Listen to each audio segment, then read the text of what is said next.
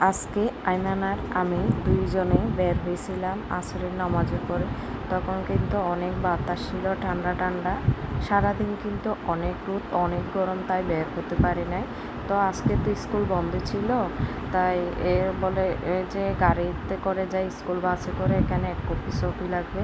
তো ছবিও ঘরে ওঠানো নাই, তাই ওই যে মার্কেটে গিয়ে এর জন্য ছবি উঠাইতে গিয়েছি। কালকে যে স্কুলে যাবে বাসে ছবি দিতে হবে।